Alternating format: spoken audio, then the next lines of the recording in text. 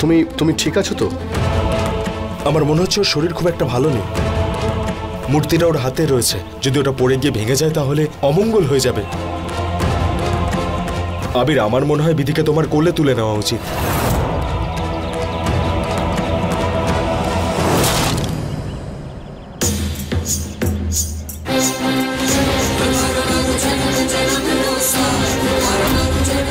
কি সব নাটক চলছে এখানে, এবার এটাই দেখার বাকি ছিল। আপনারা সবাই চলুন, আমার গাড়ি ওদিকে দাঁড় করানো, আমি নিয়ে আসছি।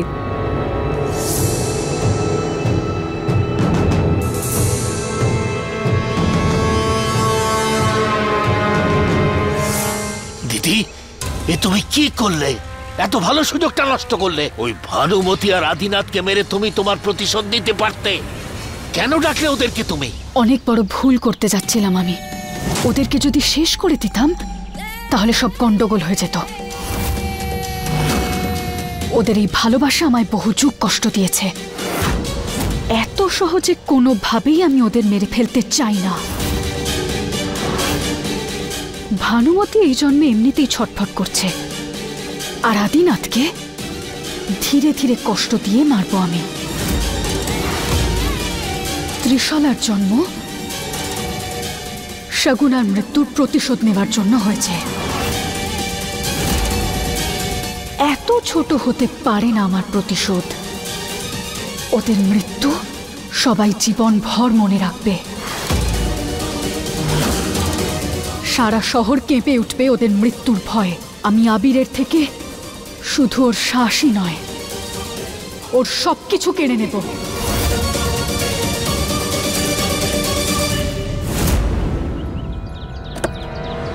আবির, তুমি বিধির সাথে পিছনে বসো। মূর্তির খেয়াল রেখো যেন ভেঙে না যায়।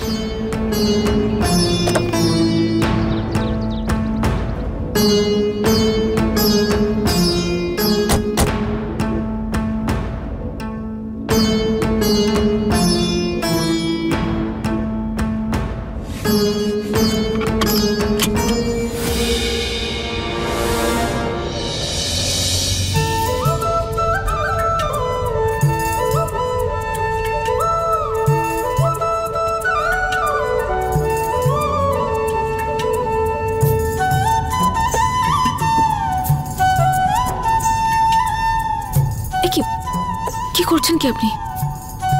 তোমার ব্লাউজের দড়ি খুলে গেছে।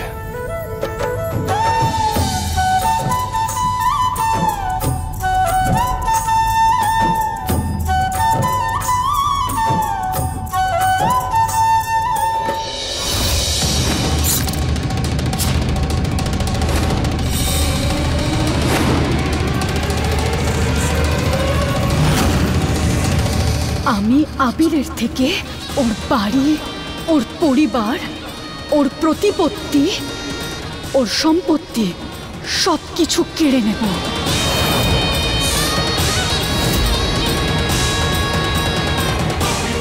খুব গর্ব না ওর? ও তোমার বলে এমন খেলা খেলবো আমি যে ওর মুখ কোথাও দেখাতে পারবে না ও। প্রস্তুত হয়ে যাও আবির, তোমার বা আদিনাথ, আমি আসছি আমার প্রতিশোধ নিতে।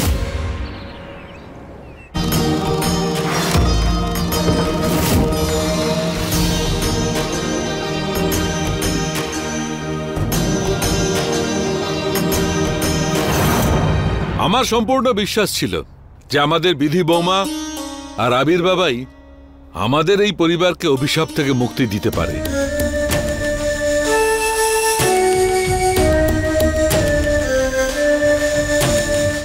দেবীমা আরো একবার আমাদের এই বাড়িতে প্রতিষ্ঠিত হলে আর কোনো অমঙ্গল আমাদের পরিবারের কোনো ক্ষতি করতে পারবে না।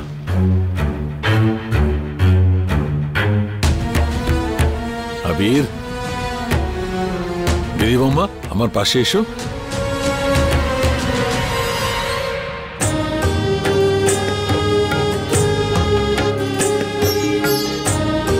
বেঁচে থাকো।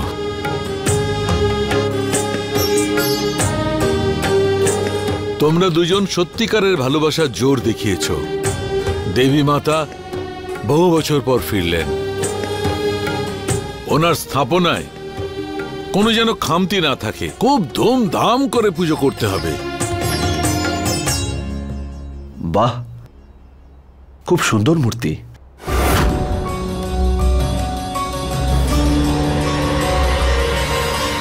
দাদু, এই মূর্তি স্থাপন আমি করতে চাই।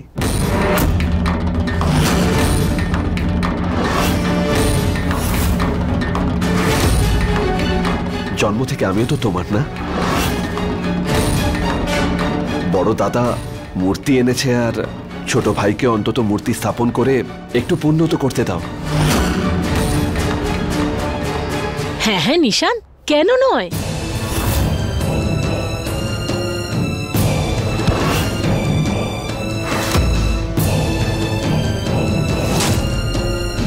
যতই হোক নিশান, তুই তো এই পরিবারেরই। যতটা অধিকার আবিরের রয়েছে মূর্তি স্থাপন করার, ততটাই তোরও।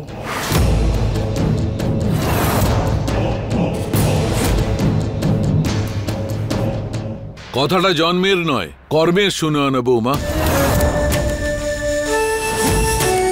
জঙ্গলে মূর্তিটা আনতে নিশান্ত নয়, আবির আর বিধু বৌমা গিয়েছিল।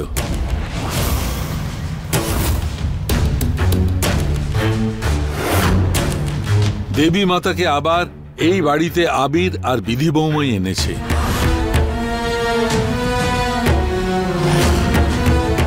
তাই স্থাপনার পুজো করার অধিকার ওদের দুজনের। এটা আমার আদেশ। মূর্তি স্থাপনার পুজো কাল হবে। প্রসাদ বানানো থেকে শুরু করে মূর্তি প্রতিষ্ঠার সব কাজ বিধি বৌমা আর আবির দুজনে মিলে করবে। আমিও সহমত। পুজোটা বিধি আর আবিরেরই করা উচিত। তাহলে খাবার সময় হয়ে গেছে, চলো সবাই মিলে খেয়ে নিই। ঠাকুরদামশাই, আমি খাবার বাড়ছি। তোমরা খাও, আমি অফিস থেকে কিছু ইমেল এসছে, চেক করে নিই।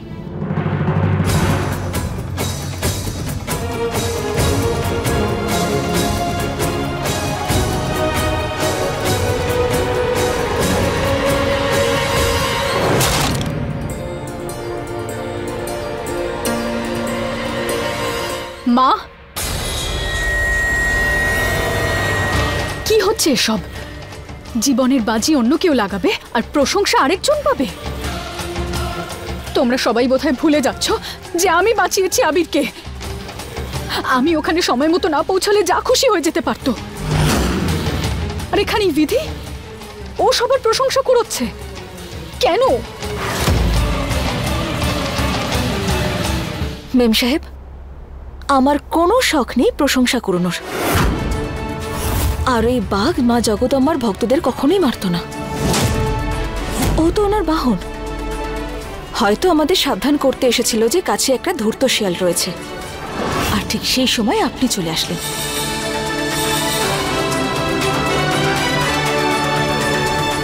দেখলে তুমি মা, আগে তো এই মেয়েটা শুধুমাত্র আমায় অপমান করত, এখন তো তোমার কথাও খেয়াল রাখছে না।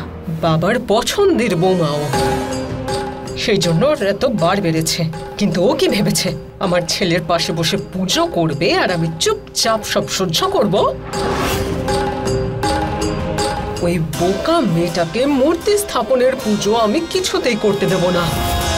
বারণ করেছিলাম ওকে আবিরের সঙ্গে যেতে না, তাও মেয়েটা চুপচাপ চলে গেল।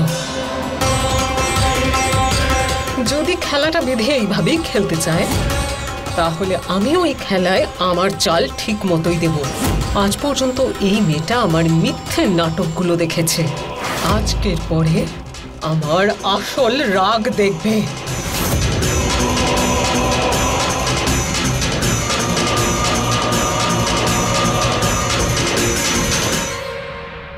ঠাকুরদামশাই, বিধি বৌমা, আজ তুমি আবির বাবার সাথে একসঙ্গে ভাত খেও, আর একে অপরকে নিজের হাতে খাবার খাওয়াবে, বুঝলে তো? ঠিক আছে ঠাকুরদামশাই, যেমন আপনার ইচ্ছে।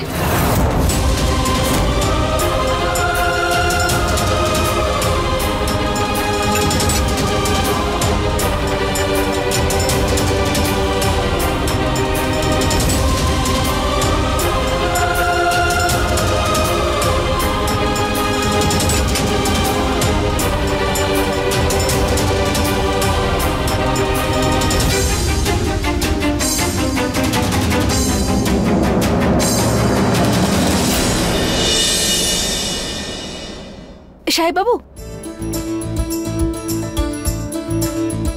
সাহেব বাবু, কি এবার কি মাথা খেতে এসেছো? মাথা খেতে নয়, আপনাকে খাবার খাওয়াতে এসেছি। এই নিন। তুমি দেখতে পাচ্ছ না আমি কাজ করছি, বিজি। আমি খাবো না। আপনি খেতে চান না খেতে হবে না, কিন্তু আমাকে তো খাইয়ে দিন। এই নিন। আমি তোমায় খাওয়াবো কেন? হাতে কি মেহেন্দি পরেছো? নিজে খেয়ে নাও না।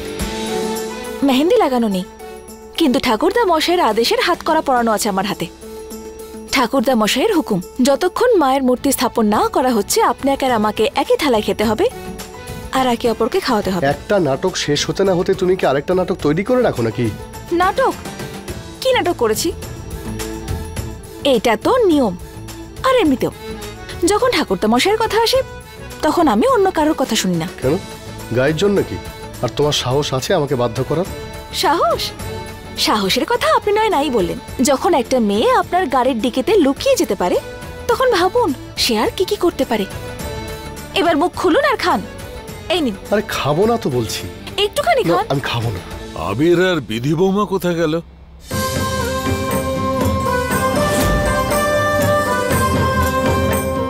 এখনো খেতে এলো না কেন? ওরা জানে তো যে পরিবারের সবার সঙ্গে বসে খেতে হবে। বিশ্বাস, ওদেরকে ডাকো। আরে আবির, বিধি, তোমরা চলে এসো এখানে, তোমাদের জন্য তো সবাই অপেক্ষা করছে। হ্যাঁ কাকা, আসছি। এবার খুশি? সবকিছু এখানেই মিটে যেত, কিন্তু এখন আপনাকে সবার সামনে খাওয়াতে হবে। চলুন।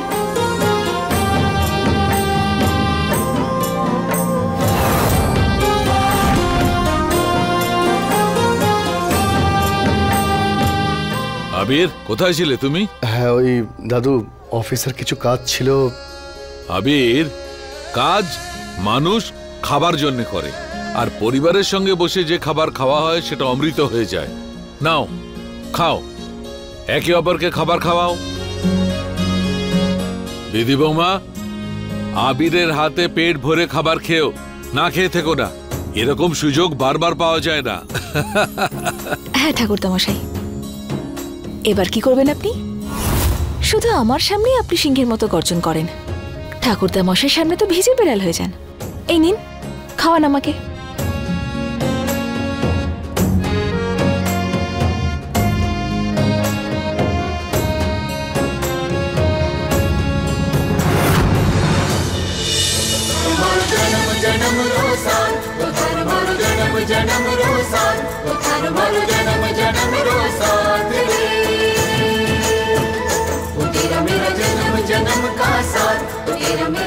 আরে তাড়াতাড়ি খাও না, গরু নাকি যে জাবর কাটছো?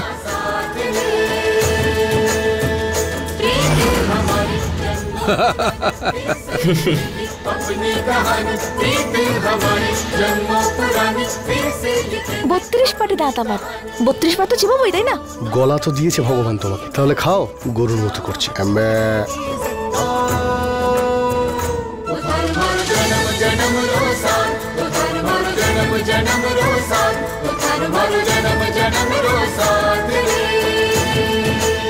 আমাদের বিধি বৌমা কত সুলক্ষণা।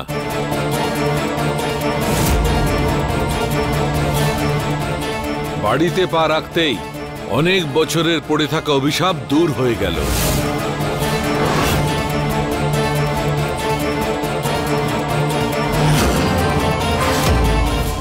খুব বোকা আপনি দাদু, কারণ তোমার বংশের অভিশাপ তো আমি, শগুনা। এত সহজে ছাড়বো না আমি। এই তো সবে আমি খেলায় নামলাম। যত হাসার হেসে নাও, কারণ তারপর তো কাঁদতেই হবে। জীবনের শেষ কয়েকটা দিন গুনতে শুরু করে দাও আবির, কিংবা আদিনাথ তোমার। কারণ কাল থেকে তোমার সুখ, ভালো থাকা, শান্তি, সম্মান সব শেষ হয়ে যাবে।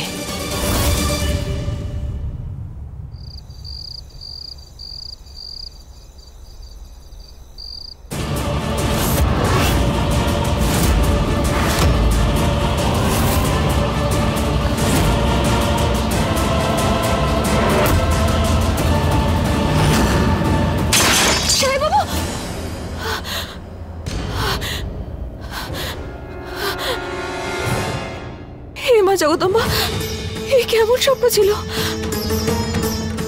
এটা কোনো সংকেত নয় তো? সাহেব বাবুর কোনো বিপদ হবে না তো? সাহেব বাবু,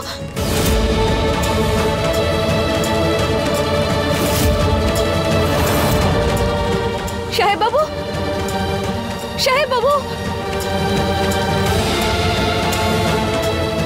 হে মা জগদম্বা, উনি তো ঘরে কোথাও নেই। সাহেব বাবু, সাহেব বাবু,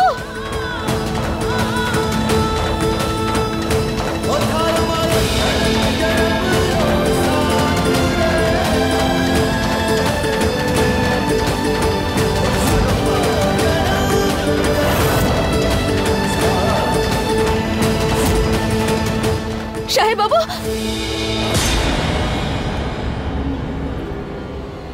বিধি, তুমি এখানে কি করছো? এত খাওয়ার পরে না ঘুমিয়ে তুমি জেগে রয়েছো? যাও গিয়ে ঘুমিয়ে পড়ো। সাহেব বাবু, আমি খুব বাজে একটা স্বপ্ন দেখেছি, এত ভয়ঙ্কর, আমার তো হাত পা ঠান্ডা হয়ে গিয়েছিল ওটা দেখে। তুমি এখানে বসো, বসো এখানে, রিল্যাক্স, ইটস ওকে। দেখো, দুদিন যত বিপদ আমাদের উপর দিয়ে গেছে, যত টুইস্ট আমাদের উপর দিয়ে গেছে, সেটা সিনেমাতেও হয় না।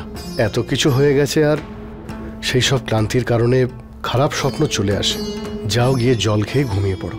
কিন্তু সাহেব বাবু, আমার স্বপ্নটা স্বপ্নের মতো ছিল না, একদম বাস্তবের মতো মনে হচ্ছিল আমার। বিধি, একটা কথা নিয়ে তোমার ঘ্যান ঘ্যান করার স্বভাব আর গেল না। দেখো, তুমি গিয়ে ঘুমিয়ে পড়ো, আমরা তো এখন বাড়িতে, তাই আমার কোনো বিপদ নেই, আর তোমারও। Everything is fine. ঘর পোড়া গরু সিঁদুরে মেঘ দেখলে ডরায়, ভয় আমার হাত পা কাঁপছে। সাহেব বাবু, আপনিও নিশ্চয়ই খুব ক্লান্ত হয়ে গেছেন, আপনি শুয়ে পড়ুন গিয়ে এখন। আমি তর্ক করবো না কোনো, চলো। না, তুমি যাও গিয়ে ঘুমিয়ে পড়ো, আমার অনেক কাজ আছে, আমি কাজ করে তারপর শোবো। কিন্তু সাহেব বাবু, আমি বললাম না, তুমি যাও, যাও, আমার কাজ করতে যাও।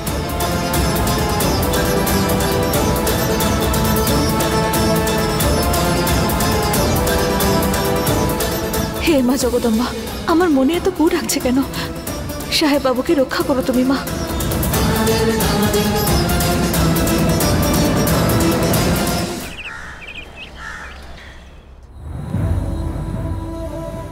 গুড মর্নিং বাবা আবির। গুড মর্নিং মা। সকালবেলা ব্রেকফাস্টের জন্য নিচে কেন আসলে না? কি আর বলবো মা, এই পুরো প্রজেক্টটা দাদুর স্বপ্ন, তাই এই প্রজেক্টে আমি নিজের সমস্ত বিষয়ে নজর রাখছি। আবির, আমি খুব ভালো মতো জানি তোমার ঠাকুরদার স্বপ্ন তোমার কাছে কতটা ইম্পর্ট্যান্ট, কিন্তু আমি তো তোমার মা, আমি বুঝতে পারছি তুমি অন্য কোনো জিনিস নিয়ে চিন্তিত। বলো বাবা, কি হয়েছে? হ্যাঁ মা, আমার মনে ওই দাদুর কথাটা সবসময় স্ট্রাইক করছে। দাদু বলেছিল দুজন যারা একে অপরকে খুব ভালোবাসে তারাই ওই মূর্তিটা তুলতে পারবে। আমি ভেবেছিলাম ত্রিশালার সঙ্গে যাব, জানেন ওই বিধি কি করে আমার গাড়ির ডিকির মধ্যে লুকোলো আর তারপরে আমার সঙ্গে জঙ্গলে গেল, তুমি তো দেখলে। আমি ত্রিশালাকে নিয়ে যেতে চেয়েছিলাম, কিন্তু কোনো কারণে ও আমার সঙ্গে যেতে পারেনি। আর আমি জঙ্গলে পৌঁছালাম আর ওই মায়ের মূর্তিটাকে নিজে হাতে তোলার চেষ্টা করলাম, কিন্তু আমি নড়াতেও পারিনি একা। কিন্তু যখনই বিধি ওই মায়ের মূর্তিতে হাত দিল, মূর্তিটা উঠে এলো। আচ্ছা, এর মানে কি হতে পারে মা? মা তুমিই বলো না। আবির আবির আবির, তুমি এত বুদ্ধিমান, কিন্তু তাও কখনো কখনো ছেলে মানুষ হয়ে যাও। আরে বাবা, জানি না ওটা কত বছরের পুরনো একটা ভবিষ্যৎবাণী, কতটা সত্যি কতটা মিথ্যে কে জানে। আমার পুরো বিশ্বাস আছে যদি বিধির জায়গায় ওখানে ত্রিশালা থাকতো তাহলেও মূর্তিটা তুমি তুলতে পারতে। আবির, তুমি ভুলভাল ব্যাপারে কেন চিন্তা করছো? তুমি ত্রিশালার ব্যাপারে ভাবো। দেখো না কতটা অসুস্থ ছিল ও, কিন্তু তাও তোমাকে খুঁজতে ও জঙ্গলে পৌঁছে গেছে, তোমাকে খুঁজেও নিল, বাঘের থেকে তোমাকে রক্ষা করেছে। আবিরেতে একটা কথাই প্রমাণিত হয়, যদি পৃথিবীতে তোমাকে সবচেয়ে বেশি কেউ ভালোবেসে থাকে সেটা শুধুমাত্র ত্রিশালা। আর আমি চাই তুমি এই কথাটা সবসময় মনে রাখো। তুমি একদমই ঠিক বলেছো মা। তোমার সঙ্গে কথা বললে না আমার মন সত্যি হালকা হয়ে যায়। আর আমি একটু বেশি ভাবি, আমার মনে হয় না এত ভাবা আমার উচিত। ব্যাস, এখন তুমি আর এই সমস্ত কথা বলবে না, নিজের কাজ মন দিয়ে করবে, আর সকাল সকাল আমাদের সঙ্গে ব্রেকফাস্ট করবে প্রত্যেক দিন। আবির, ভালো থাকো বাবা।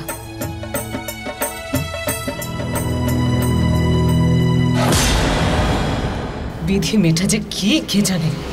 আবির আর ত্রিশালার প্রেমের মাঝখানে পুরো কাঁটা হয়ে দাঁড়িয়ে আছে। ব্যাস, অনেক হয়েছে, এবার ওকে আমি ছাড়বো না।